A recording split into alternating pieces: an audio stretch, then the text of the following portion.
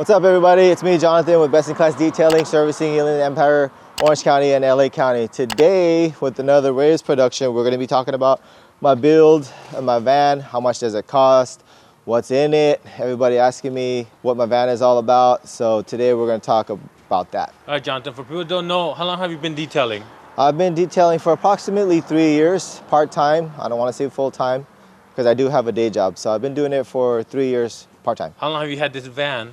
So this van I've had for approximately 2.5 years. What did you start with? I started off with my wife's RAV4. I had one job with my Lexus. What made you get a van? Necessity or desire?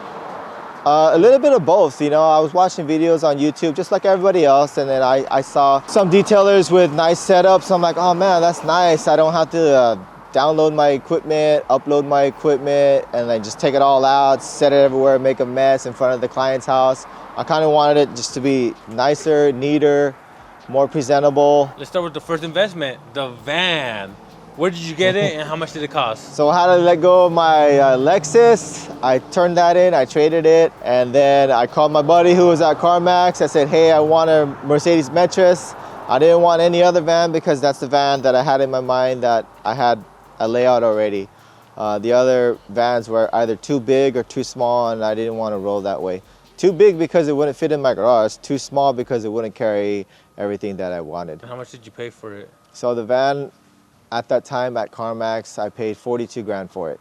It was a 2021 long wheelbase, and it was used, but it only had 1,700 miles. So I was like, I'll take it. You got the van. When did you get the whole setup? Right away? Did you wait?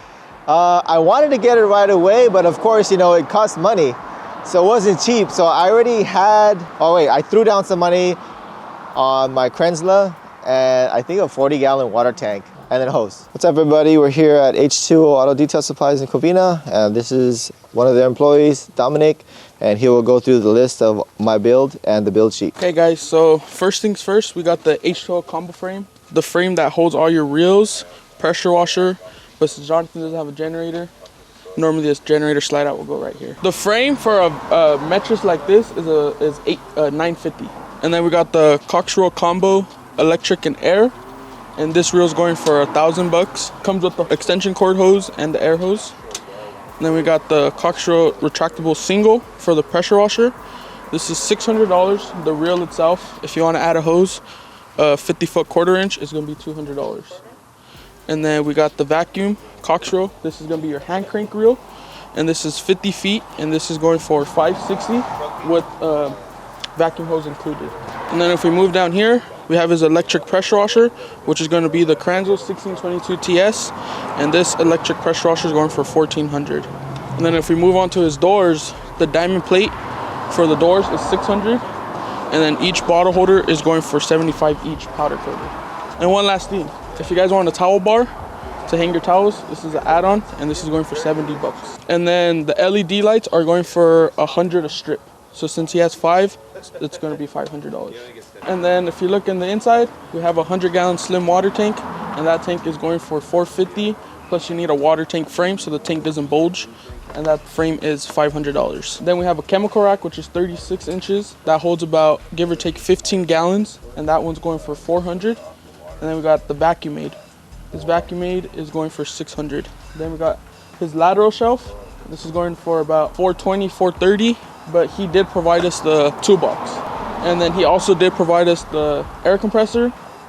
And then we do sell EcoFlows. So for a setup like his, with the 2 EcoFlows and the alternator, it's going for $4,500. And then last but not least, we have the diamond plate flooring, which is going for $1,200. Oh, and then his rack on top of the water tank, which is going for $350. Do you only do van setups? No, we do truck setups. We could even put a setup in a sedan, stuff like that. It's going to take us a little bit longer, but that would require the vehicle to be here. Someone wants a sedan setup. What's the bare minimum? Probably on around $3 grand. Everything is custom, so if you come, most of the time we'll have frames ready for like a Ford Transit Connect, Nissan NV200, vans like that. But if it's a van like Jonathan's, a Mercedes Metris, this is more of the custom stuff. So all this gets built to the van. Next question is turnaround time. Depends on the size, depends on how many items it is. Right, it depends on how busy we are. So right now we're pushed back about 2.5 to 3 weeks, and they have to leave the van here. Yeah. All right, Jonathan. So, hey, bro, it cost you a pretty penny, man.